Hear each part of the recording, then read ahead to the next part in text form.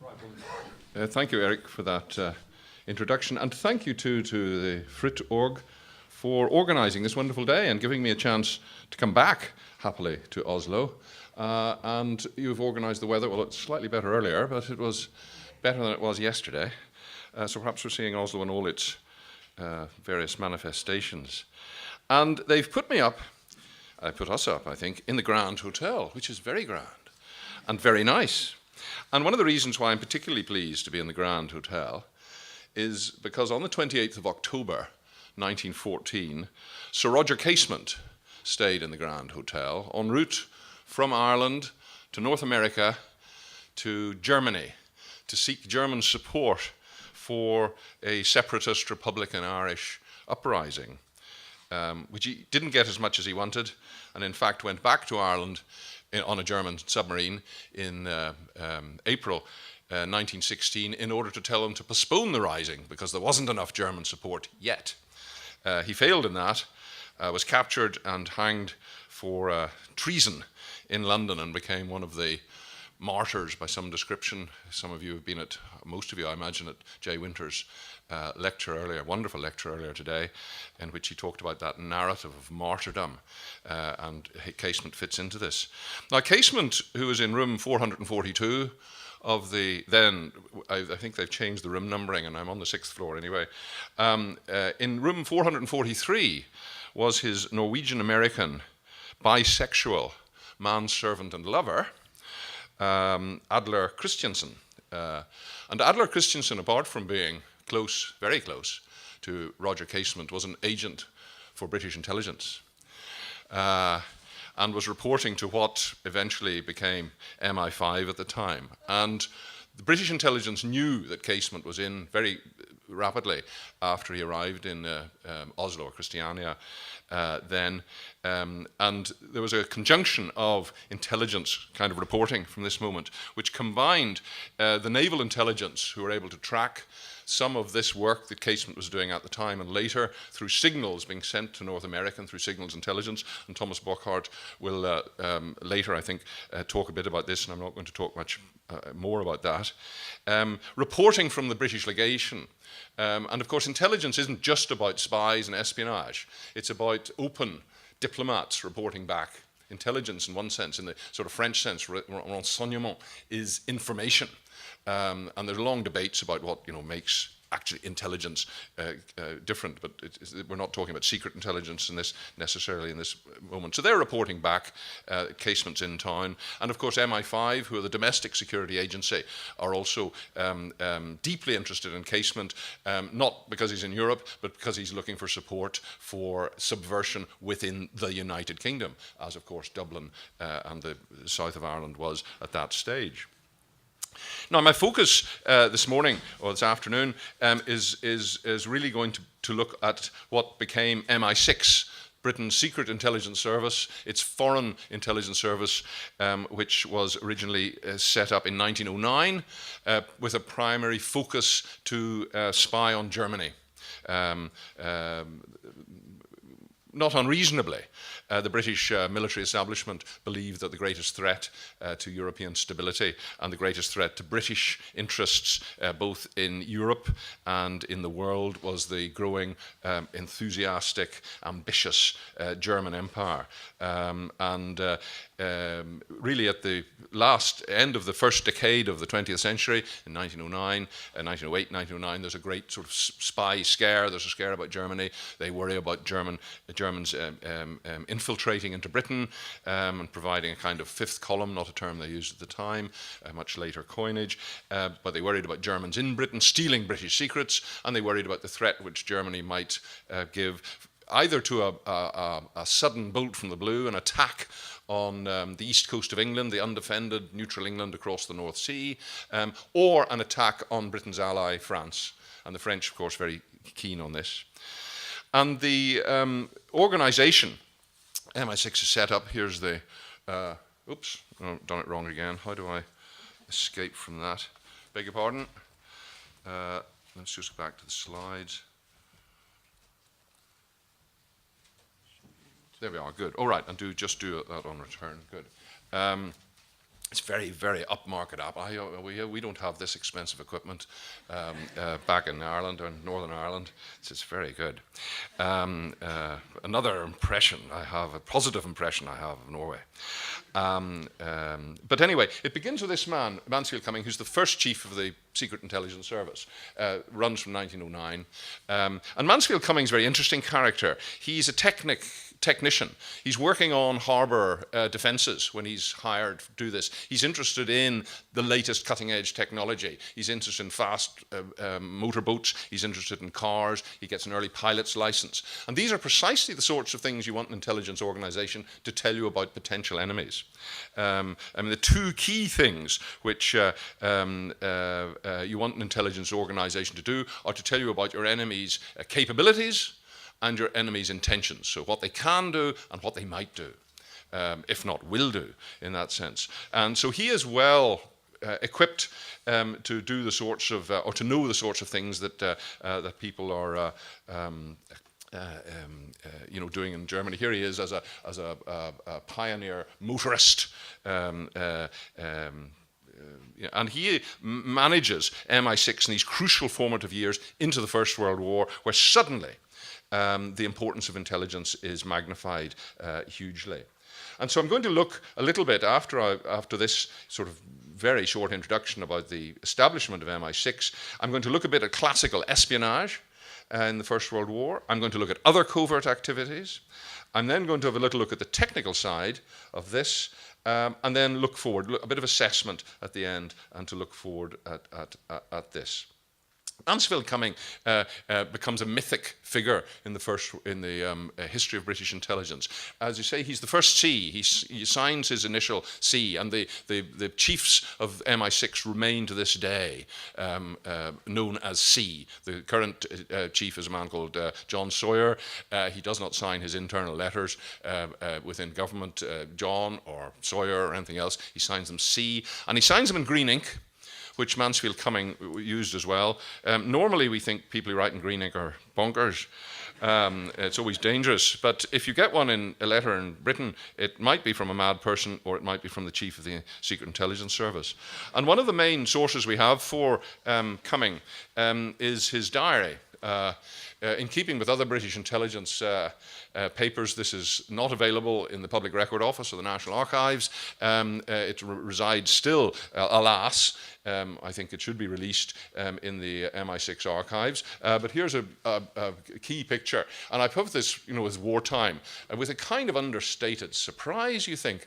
Christmas Day in 1916, or rather quiet, not many staff about. And this gives you a clue to Cumming's working methods. Cumming is devoted to what he's doing. He works 5 times harder than everybody else. He's in there all day on Christmas. There's no question of him being back home in the bosom of his family. He had one child, so there was a family out there. And still, you can see just about he's writing in green ink. Colonel Kell called. Now, Colonel Kell was the head of the domestic intelligence agency. So he's at work on Christmas Day as well. What Kell heads turns into MI5, which looks after British secrets, or the security of British secrets in Britain and in the Empire. And they say that's why they're interested in Roger Casement. MI6's job is foreign intelligence from foreign sources. So they work outside the British dominions, one sort or another. And so there's, and another part of the history of these is the competitive nature of intelligence organizations. You can see again in this fragmentary comment that perhaps they ought to liaise a bit closer. Cumming saying, well, I don't know what use that is. And it's a classic response. You don't want your enemy in the camp, or your rival, perhaps, in the camp to the same extent. Here's a less good illustration of the diary, but from a year later, Christmas, everybody seems to be working. By 1917, you say, there's no time off, no Christmas truce in 1917, let alone 16. And here's another part of Cumming's problem, is that once the war starts, the services, the Army and the Navy, and later on the Air Force, are absolutely desperate to get hot information, particularly about German capabilities and German intentions. And nothing the intelligence organizations can provide is good enough. because nothing but an absolute clean sheet saying this is exactly where the Germans are, what they're going to do, what they're able to do, and other enemies as well. But the Germans are the main target for this. So DID is the Director of Intelligence Division in the Navy, is the Admiralty. These are the sailors complaining about this. And Cumming responding by saying, well, look, if I'm not good enough, you can replace me with someone else. And Cumming has to supply, it's an inter-service organization. Intelligence often in other countries, and in this country as well, is the prerogative of the military. You'll find that the equivalent, Cummings' equivalent and his successor's equivalent, might be the head of military intelligence. It's, the French, it's the Deuxième Bureau, it's the Deuxième Bureau of the General Staff in France. But one of the initiatives that the British introduce and makes a difference is that it's an inter-service organization, and it's run and funded by the Foreign Office. So it's the diplomats, the political intelligence is number one on their agenda, and then military and naval intelligence come further down. When it's originally founded in 1909, by 1914 and by 1918, there's an extent to which political intelligence is less important and urgent military intelligence is more important. And you get periodically, and I'm not going to go into the details of this, periodically you get these kind of takeover bids from the War Office saying, well, actually, we ought to run you and that'll be it. And Cummings says, oh, well, I'm working for the Navy as well, And the Navy will say, well, you're working for us first. And he says, well, I'm working for the Army. And he has the Foreign Office always as the paymasters, as his ultimate defense to say, well, actually, we'll just keep this separately. So there's a bureaucratic competition going on at this.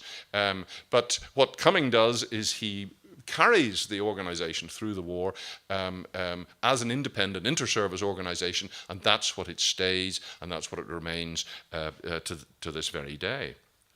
So there's Cumming. Now I want to just look a bit at some of the kinds of espionage operations. Now, I'm not going to cover them all, but let's begin in the Netherlands. Neutral Netherlands, as to less extent neutral Scandinavia, are great sort of entrepôts for spying. The rule eventually becomes established. It's less certainly established before the First World War, but certainly in peacetime, in the interwar years and onwards, is that you don't actually spy from within the country you're spying on. So that if you're spying on Berlin, Rotterdam, or The Hague, or indeed Brussels, or Copenhagen or Stockholm or Oslo even, are important places to do this. You don't do it from Berlin because if you're rumbled, it embarrasses everybody and it upsets the normal diplomatic relations. What espionage has to be, and covert secret espionage has to be, is deniable on a high political level. And from the beginning, the British Secret Service doesn't exist. It is completely deniable from a British point of view, and that remained true until 1994, when for the first time a statute was passed in Britain saying that MI6 exists. Now, everyone knew this beforehand, but you could not get a British government official to say so in public. What I was taught to say when I worked as a contractor for the Secret Intelligence Service writing the history is I can neither confirm nor deny that such a thing is true. And if you ask me a difficult question afterwards, that's what I'll answer, of course. Anyway, and the kinds of people you hire as spies, are themselves problematic. There's a sense that gentlemen don't read other gentlemen's mail. There's an American Secretary of State says this in the 1920s as he closes down their signals intelligence agency.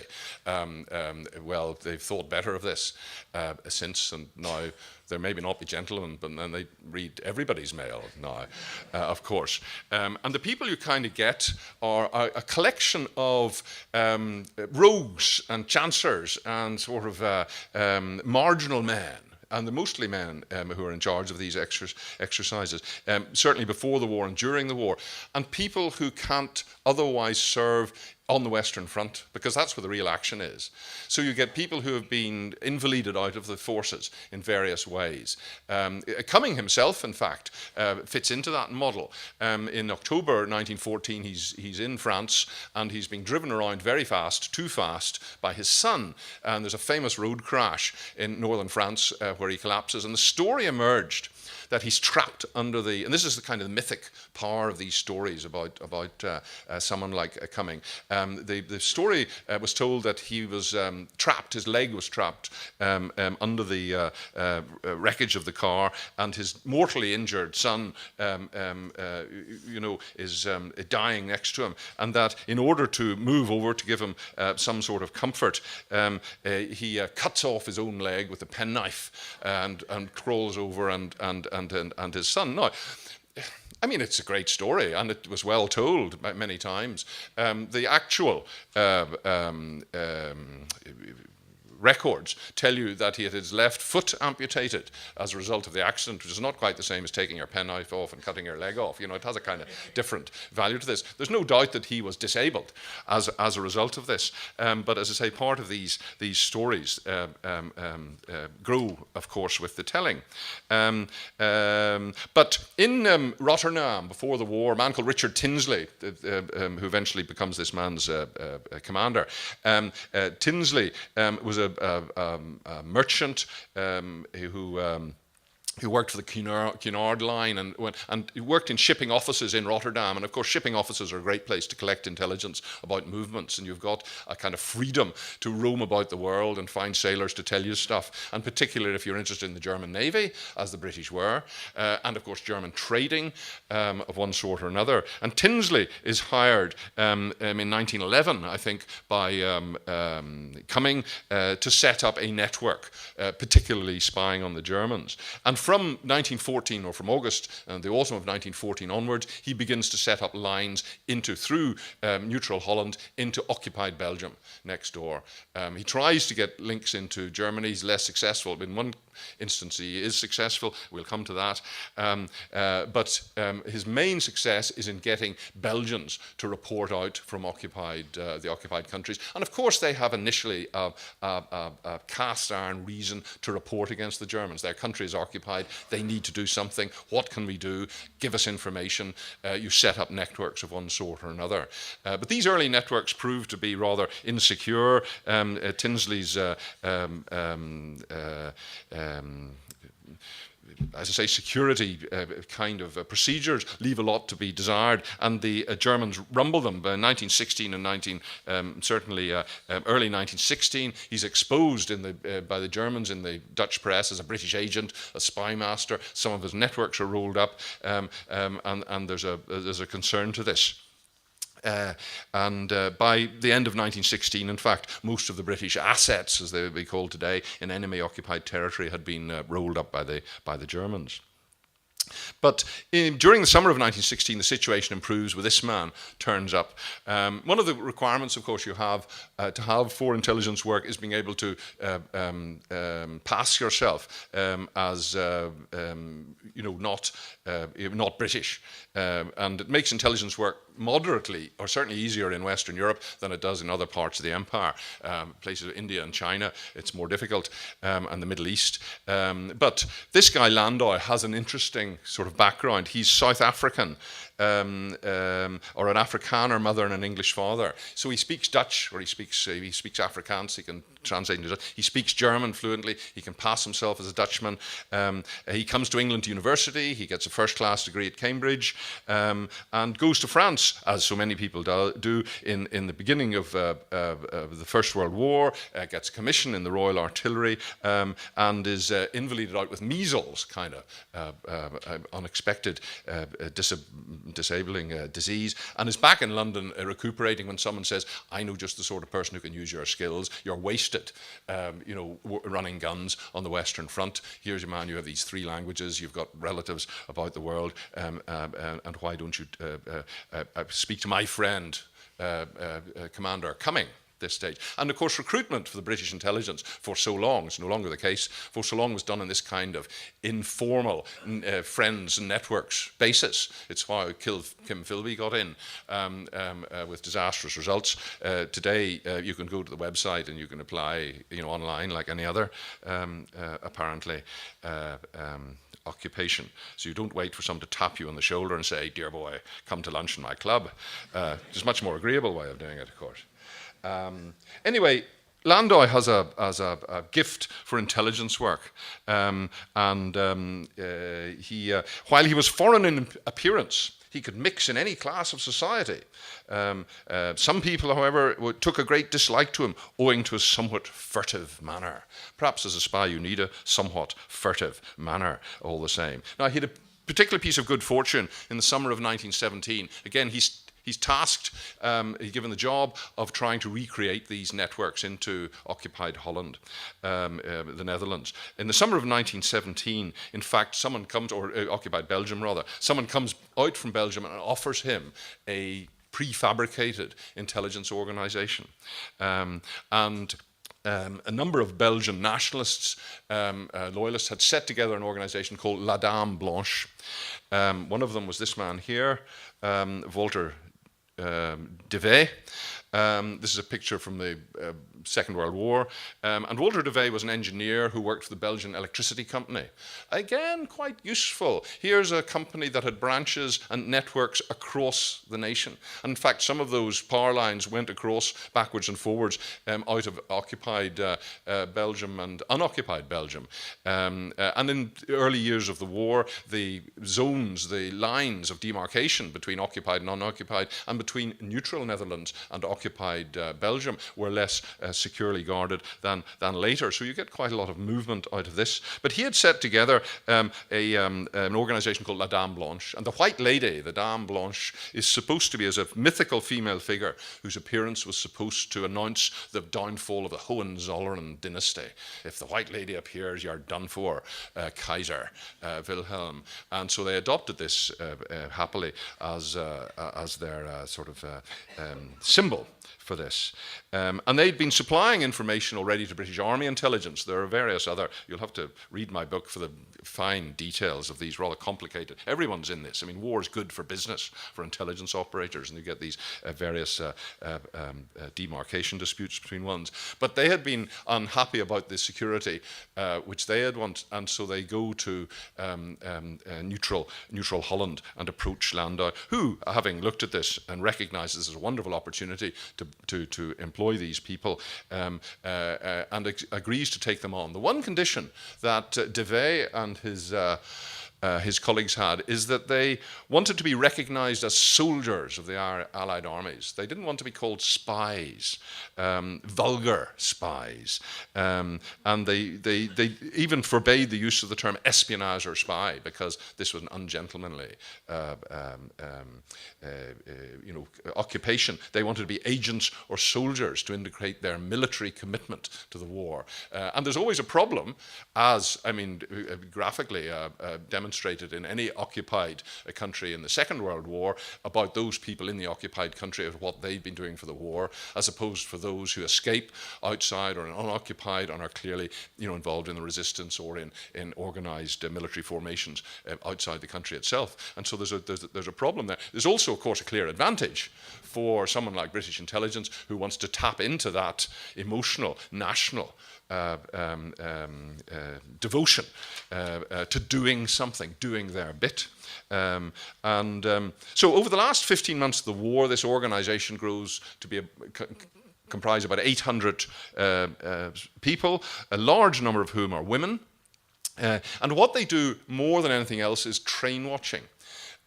Is they find locations and they find people next to sort of key railway junctions or key railway routes, and what they simply do is count the number of military trains going in one direction or the other, and what's on these trains. And if you put, represents in a way the sort of micro level of spying. No one piece of information that's going to come from 800 people scattered about a fairly wide area behind the German lines is going to be a war-winning result.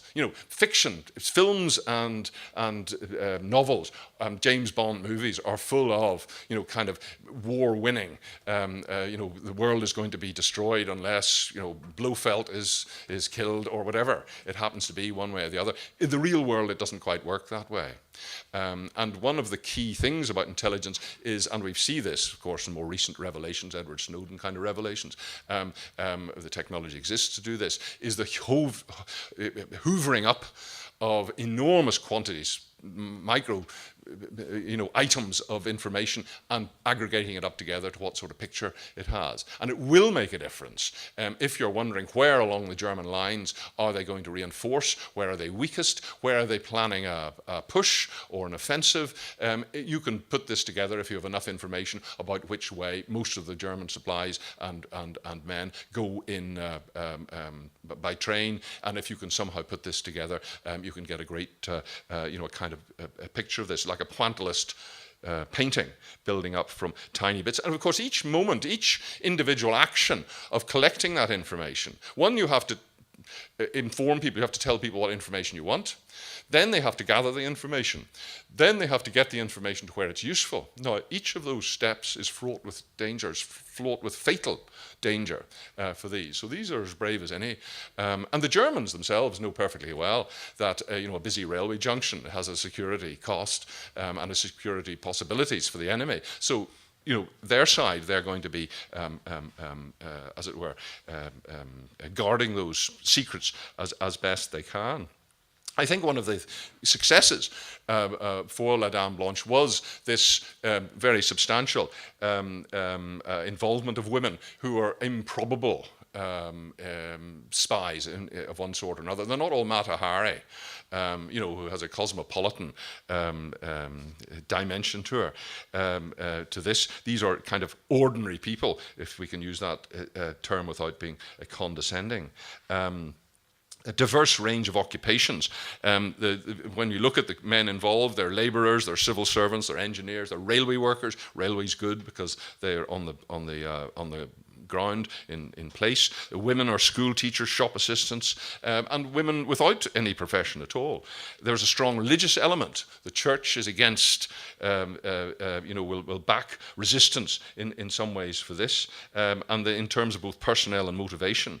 One list of British awards after the war contained the name of 44 priests, as well as a nun and a Reverend Mother. Volunteers clustered by both occupation and family. There's Anna Kessler, who's a Brussels widow in her mid-50s, lost her only son in battle in 1914. There's a motive for joining up. Combined with her 4 daughters, acting as couriers, transcribers, and letterboxes, being able to hold reports for onward transmission. 3 unmarried sisters who ran a Catholic bookshop in Liège provided another reliable letterbox. So it's the classic kind of we know about this from the Second World War stories of resistance and covert secret activities. The secret war goes on. This is happening, of course, in the First World War at the same time. Here's one of these brave people, Jeanne Gissels, pious and respectable. You couldn't suspect her of any devious behaviour. But she's arrested, her house is raided, and there are 4 Dame Blanche agents in the house. She runs a lodging house. And several intelligence reports are found. So it's as if she's banged to rights. How does she respond to this? She claimed ignorance of the agents' activities and succeeded in saving herself and 2 of the men involved by saying one of the men was her lover. And the other was a travelling friend, and that none of them knew anything about the other 2 lodgers or the reports. And she sacrifices her reputation. A sort of quick-thinking moment became a celebrated post-war heroine. So there are these ordinary people coming up. Here's a train-watching guide which Henry Landau put together in his post-war memoirs. It's just these are the kinds of trains that might come past. Now, he claimed that they gave these out to the agents, which seems to me unlikely, and if so, rather insecure, because you get caught with a guide to German military trains, seems to me not advisable in one way or the other. But one of the problems about writing this kind of history and investigating this kind of history is you are to a great extent dependent on the memoirs of the people involved, and memoirs are a very, very, very tricky genre altogether. They do privilege the principles involved in it, and Henry Landau comes across as a great heroic figure. He's important. He's not that important, in fact, when you look at it. And he did everything, and one feels he manufactures some of the illustrations for his book in order to sell a few more copies, as he certainly did.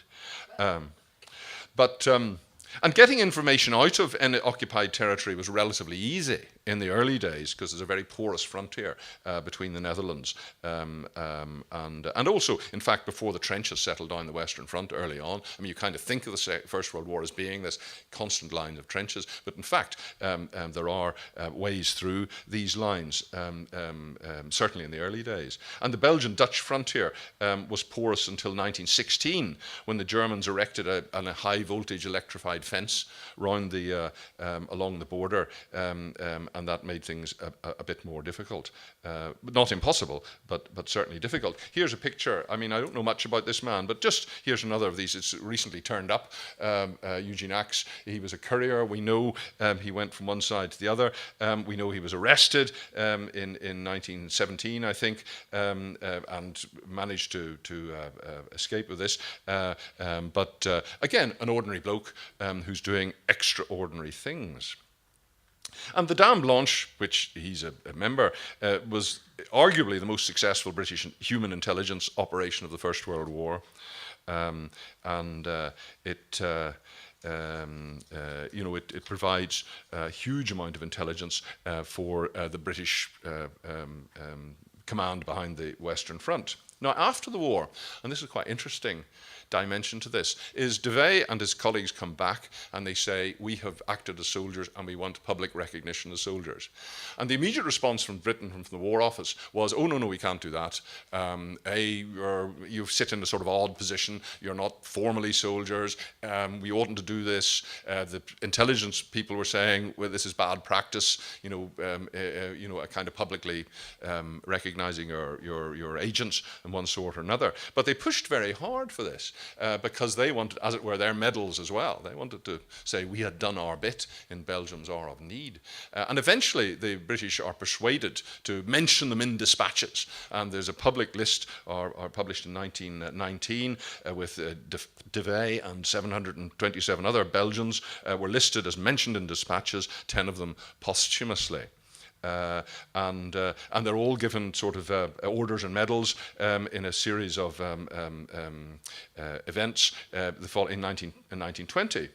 And, for these people, their wartime secret intelligence work was a matter of great pride. And one of the problems that intelligence organizations have, a kind of human relations problem, is rewarding people for work, because your successes have to remain secret if you're going to use the same methodology, let's say again, at one stage. So there is a kind of internal problem about this, which all intelligence organizations have a problem with. But here in this singular moment after the First World War is a whole range of agents get this public recognition. Good, job done, everybody satisfied.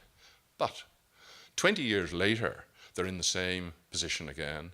Belgium is again occupied by the Germans, and the Germans can read the London Gazette, the dispatches, where the dispatches are published, and can read who worked for the British as easily as the British can work for this. And of course, many of the same people who were in the La Dame Blanche just under a generation before, once again come, including De Vey, move into another network called Service Clarence in the Second World War, and many of them are immediately become targets of the Gestapo and the German security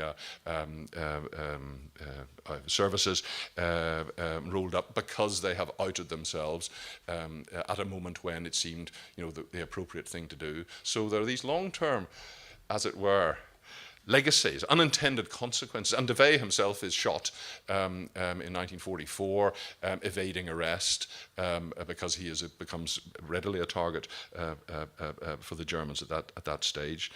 So it's not absolutely straightforward. So those are the kind of micro spies, these everyday people doing brave things but collecting tiny bits of information which you can build up into a pattern. Well, what about the super spies? Well, there are a few of these about. One of them, I'll talk about, is a man called TR-16. He's an engineer called Karl Kruger, who works, a German naval engineer, and he's what they call a walk-in. he turns up at Tinsley's Rotterdam office in late 1914, November 1914, saying he has information that might be valuable to the British. He'd like to offer his services. Now, what motivates this man to come in after the war has started? Well, he's embittered.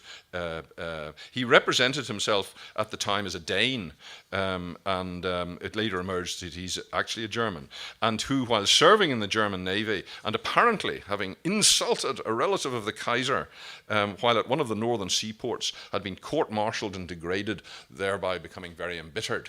But he's a technical man, so he has access to German shipyards as a naval engineer, and he wanted to get his own back on the people who had destroyed, as he saw it, his career. He was also, as it was later recorded, quite interested in the money as well. So there are, a number of factors at play for this. But Landau, in his memoirs, writes about him in the 1930s, at a stage when TR-16, in fact, is still working for the British, and there's a bit of a worry and he, as I say, describes him as a Dane, and they go back to TR-16 and they say, we're very worried about this book's being published. Is it going to endanger you? And Landau, in his memoir, says how he had met TR-16. He'd brought him along. He was his controller. And TR-16 said he had no recollection of meeting Landau whatsoever, and thought he might have, passed him in the office one day, kind of thing. So again, Landau's memoirs are kind of more generous to Landau than perhaps historical truth in these matters. And TR-16 said we don't really need to worry about the memoirs this stage and being spotted, though in the end the Germans catch up with him just in August 1939 when he's finally arrested and we believe executed in Germany. But at the time, he becomes, Landau does describe him as the greatest of the Allied wartime spies, and there's some argument that this is certainly the case. What he was able to do was to supply technical and timely information about German submarine and naval construction. Again, this business about capabilities. What have you got? What's your technical thing? And what you were able to do. And it always, as was felt in the Admiralty, who are the customer department back home, it was reported or summed up as being always accurate, always up to date, and of the greatest possible value. And a report from inside Germany is like gold dust. Even if it doesn't tell you very much, the fact that it's come from inside the enemy, it gives it an extra kind of resonance and a bit of traction too, as it were, for the intelligence agencies, for their political masters. They say, well, what are you doing, wasting all our money on all these agents about the place? And if you can say, here's something from the German naval shipyard in Kiel from last month, they suddenly say, yes, have some more money. You're obviously doing the right kind of thing. This is in the British Archives, which is a accurate sketch of a German battleship Bayern, which seems to have, which he made in March 1916 and sends it back. So Admiralty love this kind of stuff. Later in the same year, in 1916, he's asked to report on German losses at the Battle of Jutland. Now, the Jutland, at the end of May 1916, is a kind of score draw, football terms. It's the only major capital ship engagement. And, British Navy owns, one of the great fears of the Germans is they're building a navy that's going to take us on. This is our nuclear deterrent, is our navy. We lose the navy, we lose everything. We lose our empire, we lose our imperial worldwide communications. And they did say that this was the one moment you could have lost the war in an afternoon in Jutland if the British lose this. Now, it's a kind of indeterminate result to the battle. There are heavy losses on both sides, but the Admiralty very badly need to know how much the Germans have suffered. We need an after-action report. How do we get this? You don't have the kind of aerial intelligence that you might have had in the Second World War and subsequently. So you have to send a man in. Who do you go to? You go to TR-16. Why, by the way, TR-16? What does this mean? TR is T is Tinsley, R is Rotterdam, and he's the 16th agent on Tinsley's Rotterdam list. In a way, it's a very poor cover name because it actually indicates something of the provenance of his information. But it's quite useful for historians because you can begin to sort of reconstruct what was going on at the time. But anyway, on the 31st of May is the Battle of Jutland. On the 2nd of June, London asked Tinsley and Rotterdam. They needed reliable information, it was urgently needed on the subject of the German losses of the Battle of Jutland. The same day, he passes on the instruction to TR-16. And between the 3rd and the 20th of June, TR-16 Kruger visits 10 German dockyards.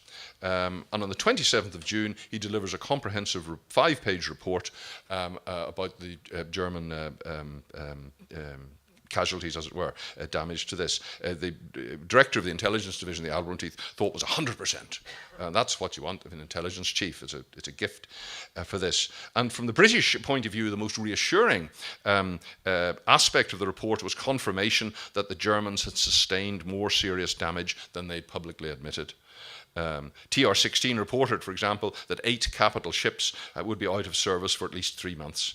And the principal result of Jutland was that for the rest of the war, the German fleet never again ventured out to battle because the potential costs were too great to them. So there is there's a place. Now, not very many of these kinds of people. And the other interesting thing is about TR-16. He's not a result of the British, as it were, inserting agents. He's a walk-in.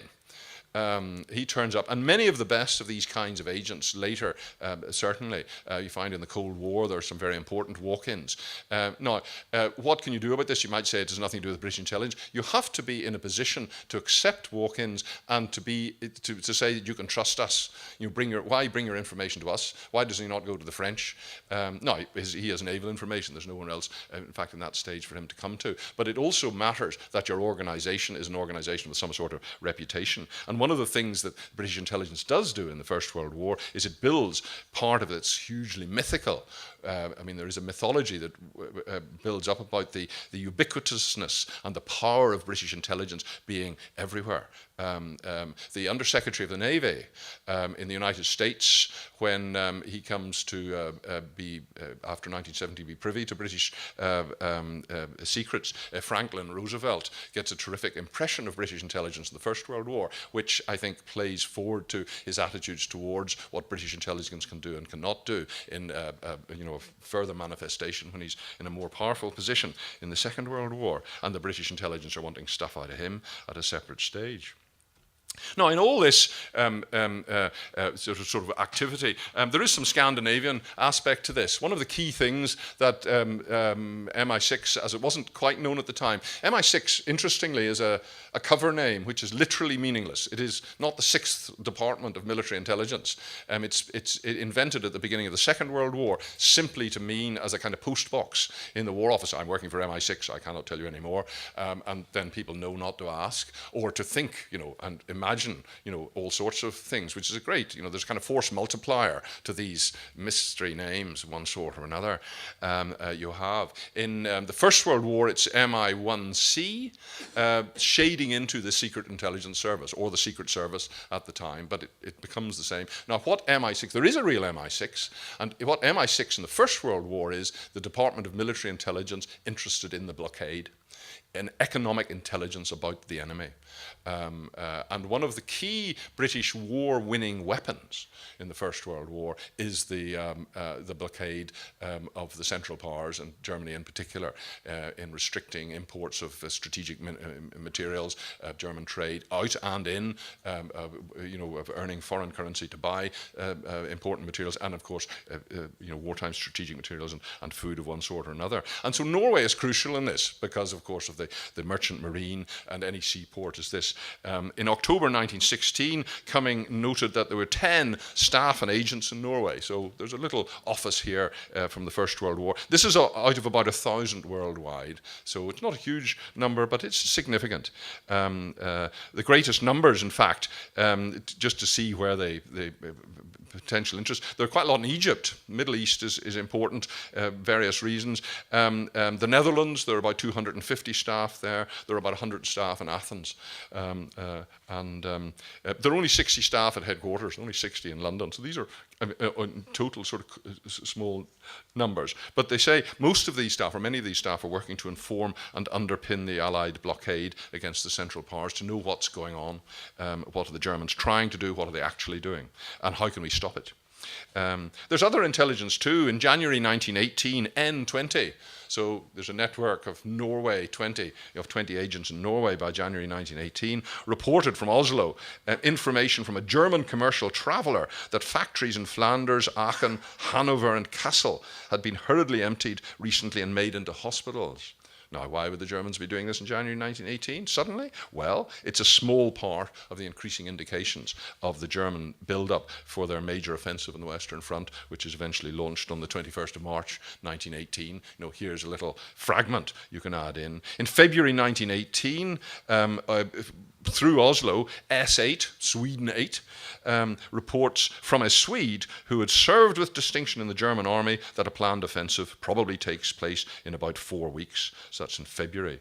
And the almost universal opinion in Germany, this is obviously information they like to receive, whether it's true or not, it's not untrue, I think, but it was reported that public opinion in Germany was that this was the last card, and if it fails, game is absolutely up because of shortage of men, disorganization, and desperate condition of the civil population, part of which was due, of course, to the costs of the blockade.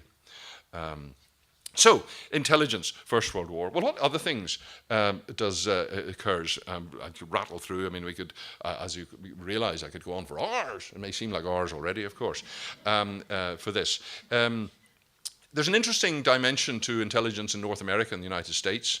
This man here, a man called William Wiseman, and is, I think, the greatest, or I can make a case for him being the greatest British agent of influence in the 20th century. And he's not an agent who's working against an enemy, but he's an agent who's working against a friend and a potential ally. Wiseman gets sent to the United States in the autumn of 1915, more or less, cut short. Wiseman also was invalided off the Western Front. He was nearly blinded, gassed and temporarily blinded, so he couldn't serve an active service. So again, he's one of these people who are kind of available. Another Cambridge man, the second Cambridge man we've got, I'm glad to say, most Cambridge men seem to work for the Soviets at a later stage. These are unusual early examples of Cambridge men working for Britain, which is good. We like that, as a Cambridge man myself. But Wiseman is sent to do a couple of things, is to work against the Germans in North America, which he does quite successfully in various ways in trying to undermine propaganda, black propaganda, counter political work of one sort or another, and kind of working the salons and the cocktail parties of Washington and New York, putting the British and Allied case.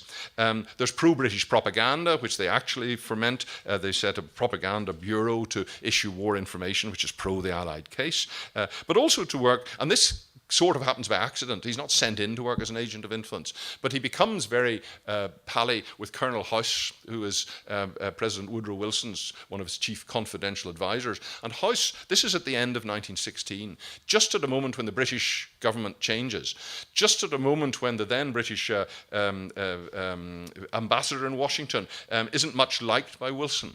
And Wilson and his administration are anxious to know what's going on in London.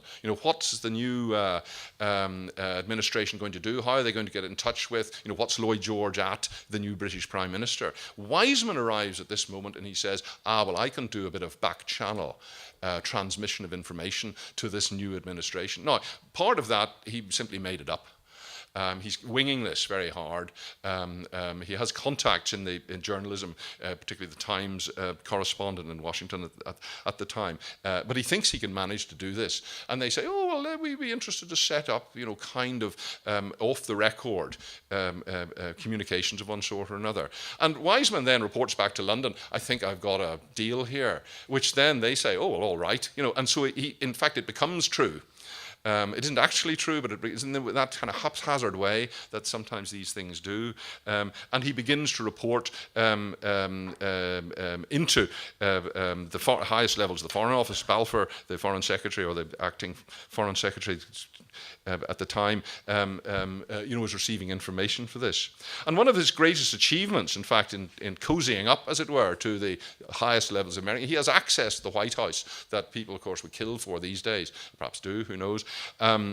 He plays golf with the president. He goes on a holiday with the president. And at one stage, he and House draft a paper outlining American attitudes towards coming into the war. You know, it was precisely the kind of thing that the British authorities, of course, are desperately interested in.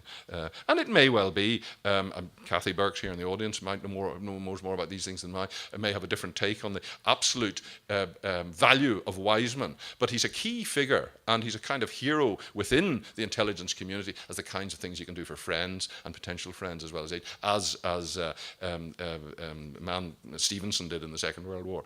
A separate sort of thing, but there is this kind of love-hate and this ambiguous relationship between Britain and the United States about whether they're actually friends or how they become allies, which of course continues into the present day, and intelligence remains absolutely, of course, a vital component to that.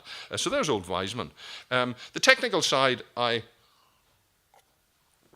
don't think I'm going to dwell on for too much. I mean, there's lots you can talk about. Cumming is obsessed with gadgets. I mean, he's an early adopter, as you might say today. Say he plans to get a plane in the summer of 1914. He's negotiating to have a plane to fly up and down the French-German frontier to see what the Germans are doing. This is really early stuff, and the beginning of the war overtakes that. He's trying to organize mobile wireless stations, and again, you need huge lorries and enormous batteries and things to run these things these early days, but he sees these possibilities. One of the key things that they're very interested in, certainly in these early days, is the quest for perfect secret ink, invisible writing. Just the job, and constant preoccupation for Cumming's bureau. And one of the challenges, of course, for all espionage technology is to find equipment and so on for which you have a plausible excuse for possessing. The good example for this is a miniature camera. Everyone thinks spies run about with a Minox camera in their pockets taking these things. Now, if you're caught with a miniature camera in your pocket, it's quite difficult to explain. What you want is a 35mm, a ordinary Kodak, which you say, I'm just a tourist taking pictures, which you have an explanation for. If you have, I was up at the Resistance Museum, wonderful Resistance Museum, yesterday, and there's a gruesome and compelling little display about concealing devices. I won't go into the details, they're rather unpleasant. But if you're caught with a concealing device secreted about your person, there's no real kind of reasonable and civilian explanation for why you're stuck with this kind of thing. So you're caught. So what you want is something is deniable. So that's why secret writing, because you have other documents plausibly about, and or at a later stage, of course, microdots. The technical expertise wasn't quite there for these. And in 1915, you find Mansfield Cumming making inquiries for invisible inks at London University, and here you can mobilize your scientific intellectuals. What's the use of having universities if they can't do something useful? And you find them sort of hand in glove in both world wars with the war effort. It's a bit more difficult in peacetime. Is there a computer computer science department in the United Kingdom that aren't looking for research grants from GCHQ and becoming complicit in all sorts of things? But that's a story for another day. But anyway, in October 1915, Cumming told Colonel Kirk of military intelligence that the best invisible ink is semen, which did not react to the main detection methods. And Frank Stagg, here he is. Not Sidney Riley, wrong man. Somewhere down here I've got Frank Stagg. There we go, Frank Stagg. He worked in the Russian desk later on in the war. And Frank Stagg recalled that everyone was anxious to obtain a secret ink which came from a natural source of supply. He said he'd never forget C's delight when the deputy chief censor, F.W. Worthington, came one day with the announcement that one of his staff had found out that semen would not react to iodine vapor, and told the old man he had to remove the discoverer from the office immediately, as his colleagues were making life intolerable by accusations of masturbation. We thought, wrote Stagg, that we had solved a great problem, but our man in Copenhagen, evidently, it's as close as I could get to Oslo, but they're very unreliable down there in Copenhagen. But our man in Copenhagen evidently stocked it in a bottle, for his letters stank to high heaven, and we had to tell him a fresh operation was necessary for each letter. There we go. I know there's I could tell you a lot of stuff about radios and things, but it's much less interesting. But you get the point. about this. Towards the end of the war, there's a shift of focus towards the Soviet Union, and I had briefly with that slide of Sidney Riley, who's one of these mythical super spies, ace of spies, who's hired by MI6 in the spring of 1918 and sent into Russia. Almost immediately, Riley begins arguing that although the Bolsheviks are the game in town, there are enough opposition groups that we can support, and he mixes his intelligence gathering technique with a clear political objective, which eventually leads him to his death in 1925 when he's lured into the Soviet Union by people masquerading as anti-Soviet activists of one sort or another. And there is this further danger, and particularly when you move into this new Cold War world, because British intelligence's main focus from the end of the First World War until the fall of the Soviet Union, not its only focus, but it's one consistent kind of constant focus with a few, by and large, is the Soviet Union. But the danger is of turning into an intelligence gathering organization to a political organization which might be devoted or might be used for undermining that target as an enemy as well. And there's a danger there about mixing kind of modes of activity. So to sum up, I can certainly talk more about that. So a crucial question, does it help win the war? I mean, all this excitement, all this money, all these lives, all these people. To a certain extent, yes, I think it does. I mean, what happens is that this organization, which is an embryonic, young, hardly established organization at the beginning of the war, emerges out of the war as a permanent, respected, important component of British government activity. They're never going to dismantle it again. And that model of an inter-service, intelligence-directed information gathering, not doing too many special operations, one sort or another, but information gathering organization remains constant right through really for the rest of the century, certainly. So in that sense, they do something that meets perceived needs. And no country today, does without a kind of a grown-up and specialist intelligence organization. Seems to go with the territory.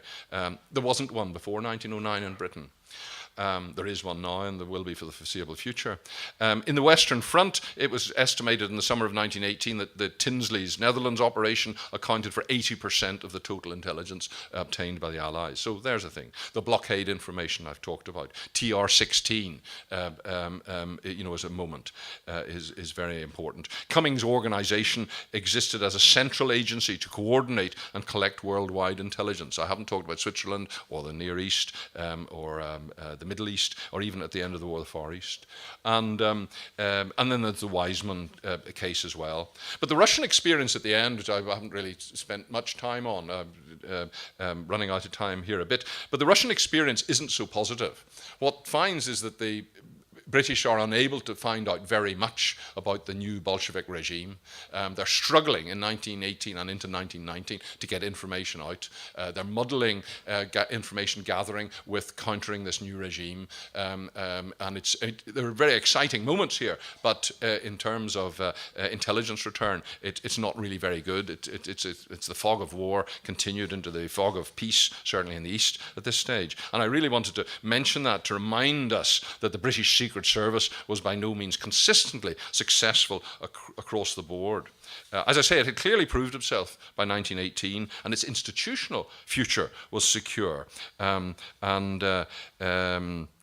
But as I say, the retention of SIS, MI6 later in the early 1920s, as one part of the UK's response to the new Soviet challenge, was a validation of how valuable it had been in the war. Finally, the spirit of the service. It's quite interesting. There's this a series of cartoons made in 1917 of different sorts of agents. Cumming ran a happy kind of band. They were cheery fellas. This is great sport, good game, hey, excitement, a lot of testosterone, young men doing exciting things. And there's a sense of self-deprecating humour, which might be a British characteristic. If so, it's probably a good thing, inevitable in these cartoons of our agents. Here's the Russian intelligence agents, you see. Here's a very good agent. I'm using the language of international diplomacy, why it's not in British. Waiter, classic one. And here's not such a good agent, which I'll finish with. Thank you.